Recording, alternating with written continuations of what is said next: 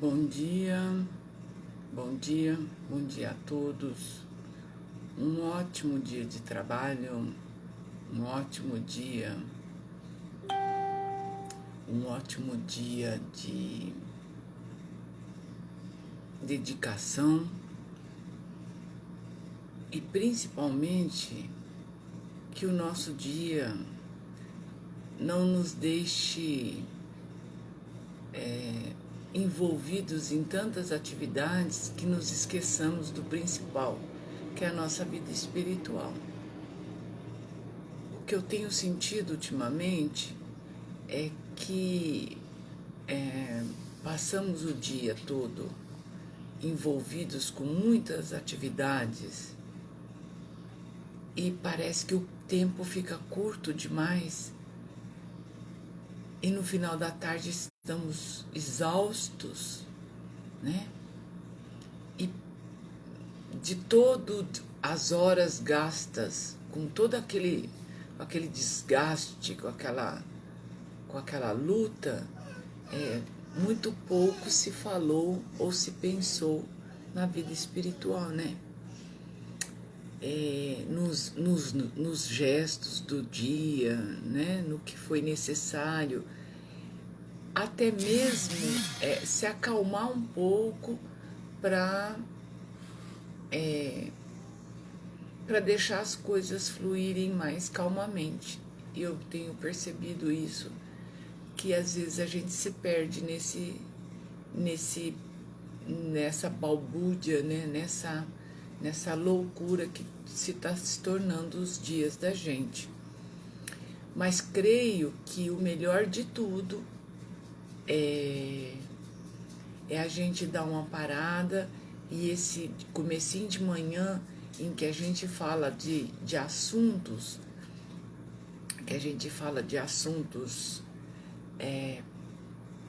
ligados ao coração, aos sentimentos, parece que nos puxa um pouco e nos faz o dia faz com que no dia fiquemos mais atenciosos, né? Bom dia, Ana Maria. Ótima semana para você. Então, Pai nosso que estais no céu, santificado seja o vosso nome. Venha a nós o vosso reino, seja feita a vossa vontade, assim na terra como nos céus. O pão nosso de cada dia nos dai hoje. Perdoa, Pai, as nossas ofensas, assim como nós perdoamos a quem nos tem ofendido. E não nos deixeis cair em tentação, mas livrai-nos, Senhor, da prática de todo o mal, porque seus são o poder, o reino e a glória, né? Então, nós estamos na lição número 20. Mas já que eu falei em dia atribulado, eu queria falar que eu terminei de ler o livro Francisco de Assis, Francisco, o Sol de Assis, né? É uma psicografia do Divaldo Franco. E é um livro extremamente alegre, é um livro muito gostoso. Quem tiver a oportunidade, é um livro que você lê em 3, 4 dias, porque ele é leve e ele mostra, né, uma coisa muito interessante, que está me fazendo refletir demais. E eu gostaria de passar. Ele fala muito que São Francisco era muito alegre, né?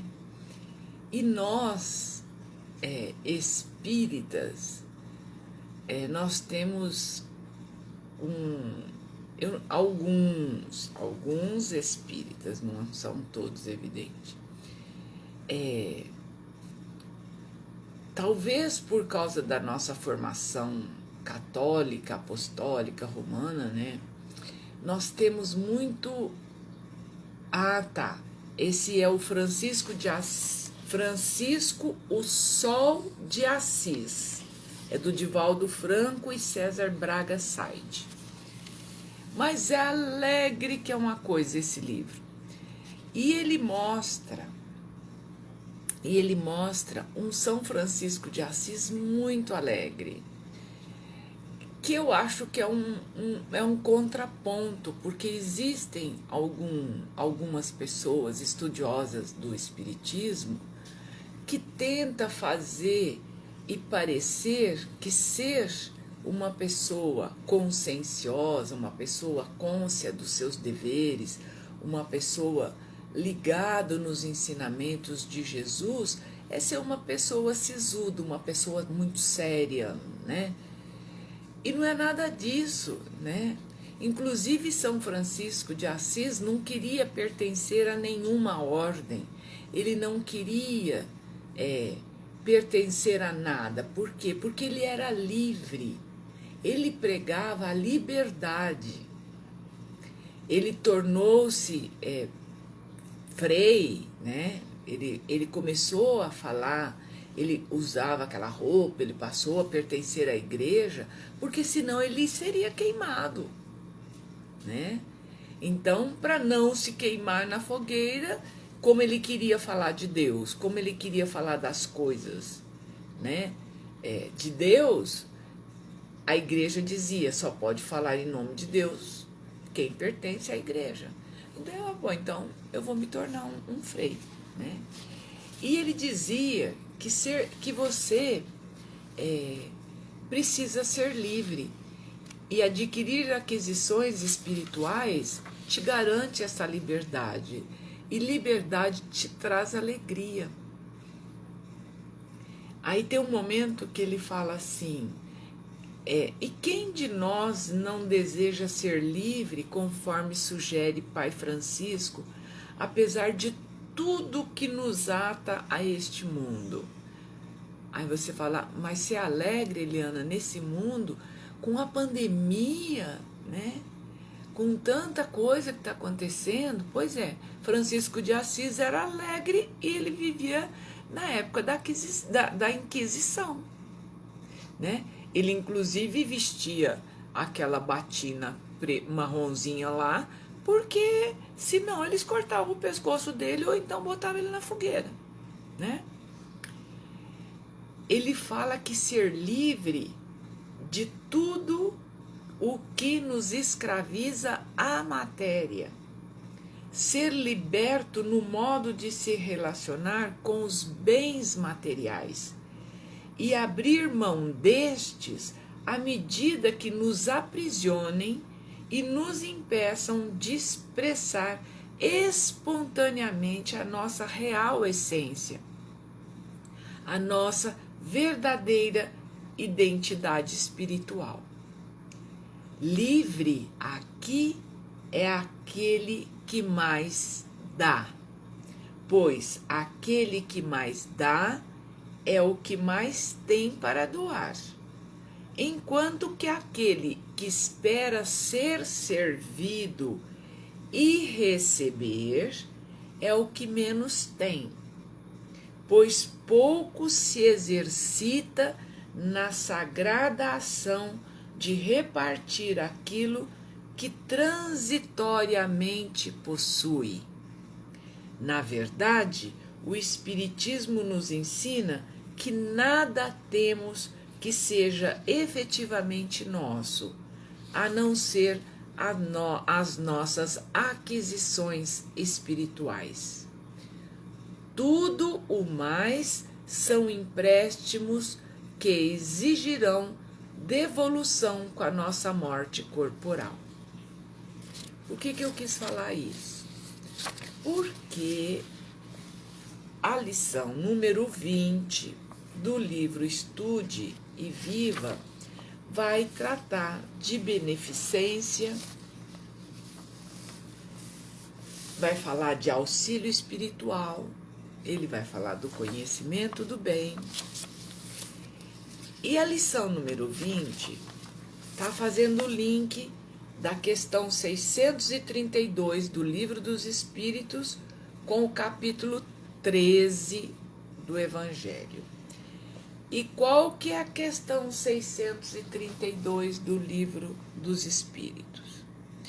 O homem pode estar sujeito ao erro. O homem, por estar sujeito ao erro, não pode se enganar na apreciação do bem e do mal e acreditar que faz o bem quando na realidade faz o mal? Essa pergunta de Kardec é brejeira, né? Jesus disse: façam aos outros o que gostariam que os outros fizessem a você. Tudo está resumido neste ensinamento. Utilizando-o, não se enganarão. Nunca. Não se enganarão nunca. Não é? E o capítulo 13, lá do Evangelho, trata do quê? Esse item número 5 é o óbolo da viúva. É aquele momento em que Jesus está prestando atenção em quem está colocando dinheiro, né? Quem está fazendo doação, e ele percebe que uma viúva coloca uma moedinha de R$1, que é tudo que ela tinha. Ou seja, ela doou tudo que ela tinha. Então, vamos ver como é que, pensando nesses dois tópicos, vamos ver o que Emmanuel está querendo dizer para a gente a respeito disso. O texto é o poder da migalha. Não desprezes o poder da migalha na obra do auxílio. Por que ele usou migalha, né? Migalha, porque é o pouco que você tem. Migalha é aquilo que caiu, a migalha cai daquilo que você está comendo, não é? Quer dizer, é o mínimo, né? É o que cai. Então ele diz assim: o prato simples que partilhas com o irmão em penúria não resolve o problema da fome.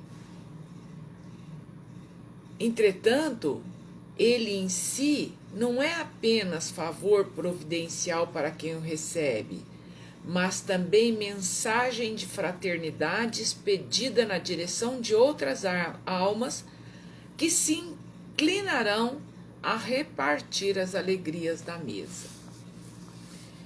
Então, é o gesto, né?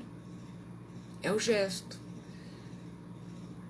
Quando nós saímos para distribuir o lanche, o leite, à noite, nas noites de frio, que o Isabel Soares faz tanto, quando a gente distribui pequenas cestas básicas, ou itens da cesta básica, né?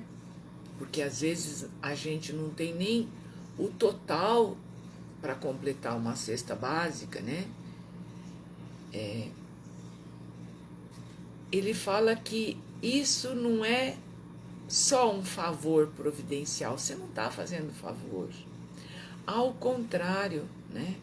Você está nesse gesto passando uma mensagem de fraternidade. Tem uma mensagem no teu gesto. Então, muita gente fala: eu não tenho muita coisa para dar. Esse mês eu estou sem dinheiro, tenho muita conta para pagar. Mas você sabe, né? Você sabe. Todos nós sabemos que se apertar um pouquinho, esticar um pouquinho, tem uma migalha ali que dá para doar, né?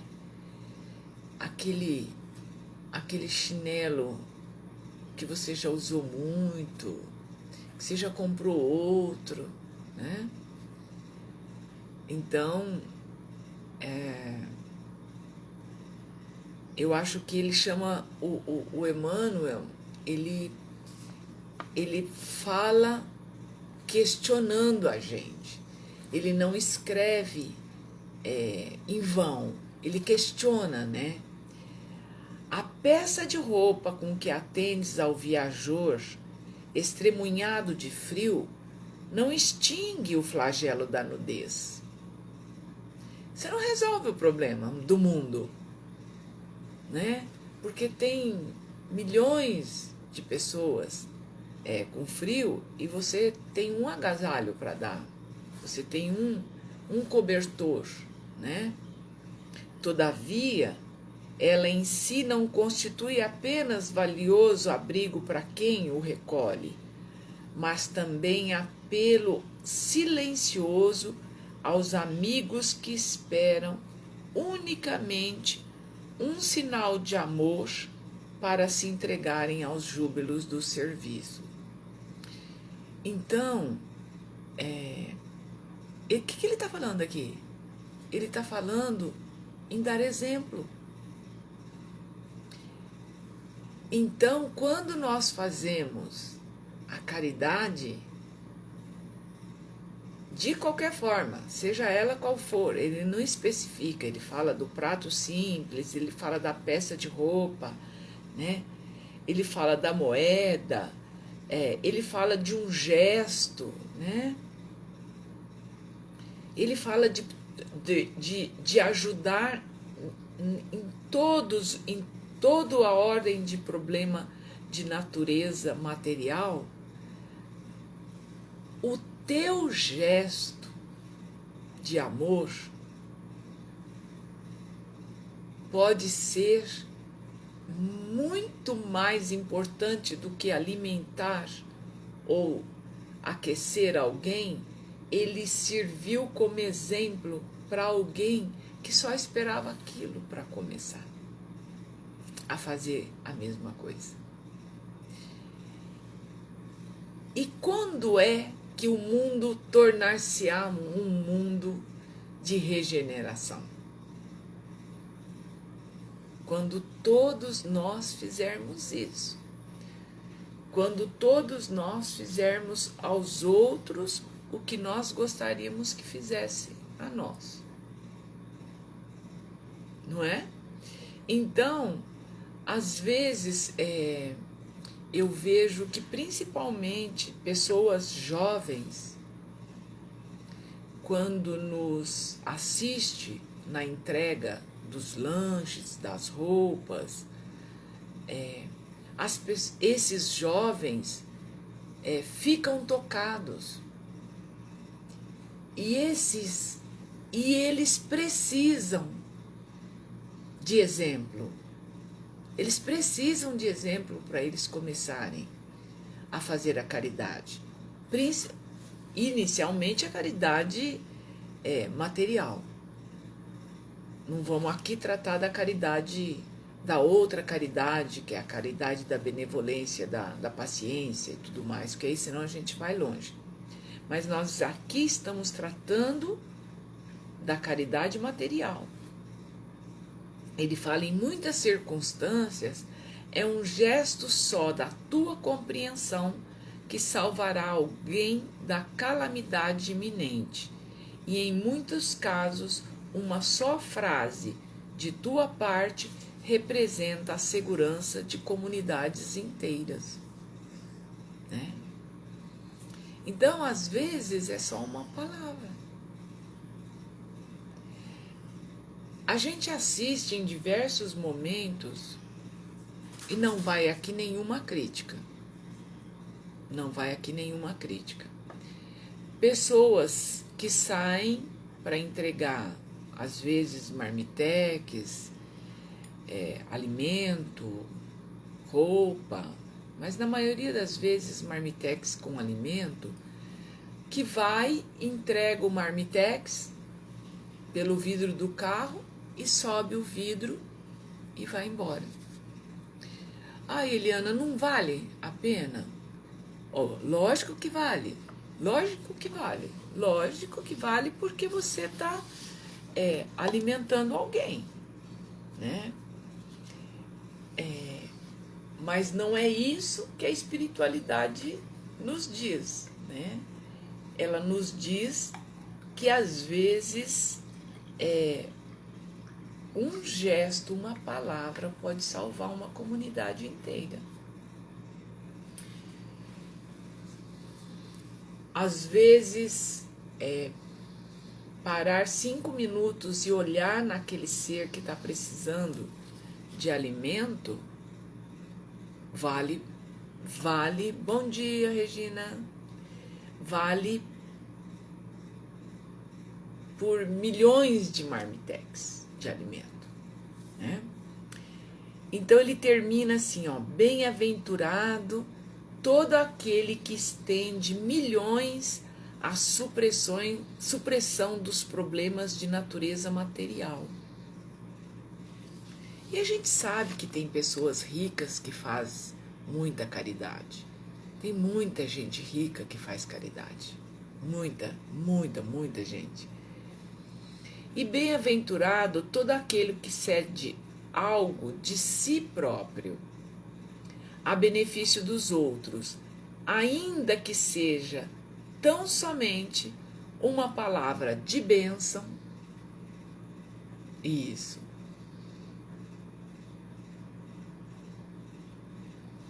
A benefício dos outros, ainda que seja tão somente uma palavra de bênção para o conforto de uma criança esquecida. Ontem nós estávamos tratando disso em uma aula e alguém lembrou-se daquela história que eu vou ver se vocês se lembram, que é aquela história daquele momento que o Bill Gates ficou sabendo que existia uma aldeia na África que estava infestada de escorpião. E que estavam acontecendo coisas horríveis em função disso. Qual que foi a primeira ideia que ele teve? Bom, o que é efetivo contra escorpião? Galinha, né? Ele encheu um caminhão de galinha, um container de galinha e despachou para essa aldeia na África. E chegou ao destino. Logo depois, passado algum tempo, ele quis saber do resultado, se tinha parado, né? Se os escorpiões tinham sumido, né? A resposta que deram para ele foi que os escorpiões continuavam lá. Como assim? Quer dizer que não adiantou nada? Não, não adiantou nada porque eles estavam com fome e mataram as galinhas e comeram.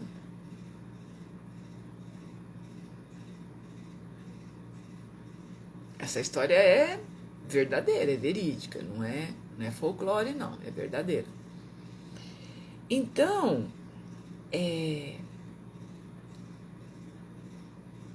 ele se esqueceu de tentar descobrir o que aquela aldeia efetivamente precisava. Ele podia ter mandado um caminhão de galinha, mas ele precisava ter mandado também um caminhão de comida, né? Para que eles não comessem as galinhas, né? Então, talvez naquela hora, já que precisava matar os escorpiões, tinha que mandar comida. Mas talvez o melhor ali seria a comida antes do caminhão de galinha, para poder, eles com a barriguinha cheia, não sentir vontade de matar as galinhas, né? Então, o que essa história traz pra gente, embora pareça gozação a gente falando? Não. O que as pessoas efetivamente estão precisando? Naquele momento, o que ela precisa? E aí vem também o que a gente vivencia muito, né? Que existem algumas pessoas que chamam o nosso trabalho de levar comida, lanche, leite, água, suco, de assistencialismo, de levar roupa de frio, que isso é assistencialismo e que assistencialismo, em tese, não ajudaria, né? Eu concordo perfeitamente com essa pessoa, com essas pessoas que dizem isso, né? Normalmente são assistentes sociais, coisas assim. Eu concordo perfeitamente. Só que alguém, até a medida correta e a medida certa que precisa ser tomada pelo poder público, alguém tem que fazer alguma coisa. Como na aldeia dos escorpiões. Antes de matar os escorpiões, alguém precisa alimentá-los. Então, antes de alguém urbanizar uma comunidade, até a tramitação de tudo isso, porque isso é muito lento, precisa de muito trabalho, e eles fazem muito gráficos, eles fazem muitas reuniões, eles criam muitas comissões, né? Então, até chegar o momento de urbanizar uma comunidade deficitária, uma comunidade que vive com tantos problemas, eles precisam ser alimentados. Precisa tirar o pessoal da rua, não é alimentando eles que eles vão sair de lá. Ué, mas enquanto não se oferece um abrigo, enquanto não se oferece uma oportunidade para eles sair de lá, né? Alguém precisa alimentá-los, não é? Então é essa a lição. Bom dia, Vilma. É essa a lição, né? É essa a lição do Emmanuel, que inclusive o tema é beneficência e coragem. Você precisa ter coragem para fazer isso, né? Vão te criticar? Opa, se vão. Vão te criticar, não tem problema. Fazer o quê? Os cães ladram, né? E a gente vai passando, né?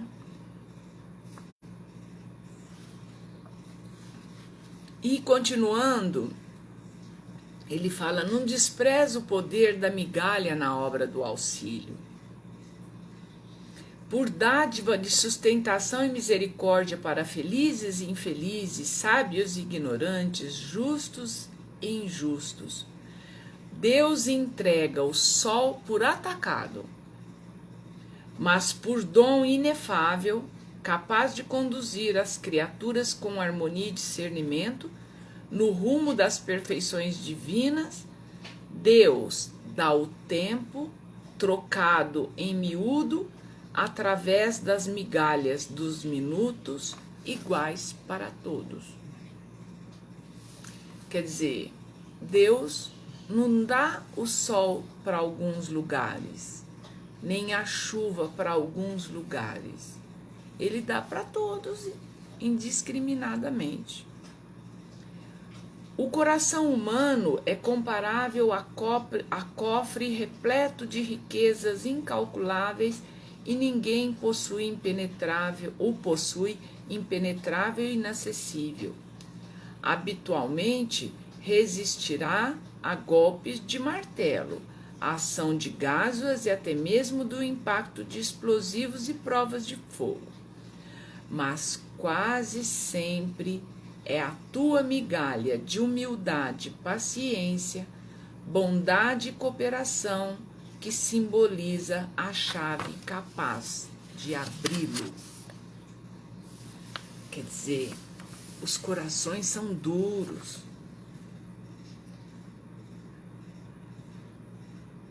Mas nenhum dele vai resistir a um gesto de amor e a um gesto de caridade.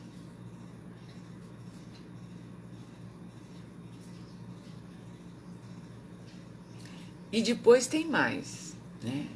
O André Luiz diz que a gente precisa ter coragem para fazer caridade. Acredita nisso? O André Luiz diz que coragem também é caridade. Que quando você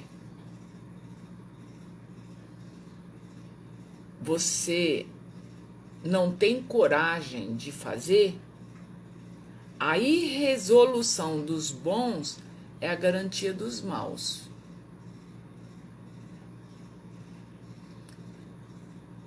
Ele está querendo dizer o quê? Que se nós tivermos uma vontade frágil de fazer caridade, o que vai acontecer? O mal se garante. Nada se realiza de útil e grande sem a coragem. Já pensou a coragem que teve o Divaldo para construir e levar em frente aquela obra dele? De recolher mais de 3.000 crianças? Já pensou as noites de sono mal dormida? Já pensou o medo de tudo aquilo não dar certo? Medo de falhar com as crianças, né? Mesmo as descobertas e inventos não se consolidaram nos fastos da civilização material sem o sacrifício daqueles que lhes hipotecaram a existência. Inclusive Jesus, né? Jesus não foi mais feliz procurando revelar a verdade, né? Quando Jesus procurou revelar a verdade, ele foi crucificado. Em doutrina espírita, sabemos o que seja o bem, como fazer o bem, quando praticar o bem e quanto nos cabe atender o bem, de vez que nos achamos informados de que o maior bem para nós nasce invariável da obrigação nobremente cumprida de formar o bem para os outros. Quer dizer, é o que eu sempre digo, né? Nós já sabemos tudo. Nós sabemos tudo. Nós estamos bem informados.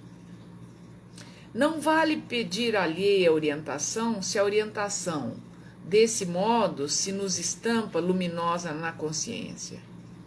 Esqueçamos os antigos chavões. Ai, não sei se vou. Ai, não sei se posso. Ante os deveres das circunstâncias que nos traçam. Timidez não é humildade. Para que haja luz, não basta temer a presença da sombra, é preciso acendê-la. Então, esse livro Estude Viva, me parece que o Emmanuel e o André Luiz fizeram questão de enfatizar caridade. Você pode ver que a maioria dos temas gira em torno da caridade. Escrever um livro inteiro de mensagens sobre caridade realmente é uma caridade e tanto, né? Porque nós já sabemos de tudo isso. Olhando o que você está falando aí, a gente já sabe, você não está falando nada de novo. É verdade, não estou mesmo falando nada de novo. Eu só estou acendendo, só estou soprando a brasa, né?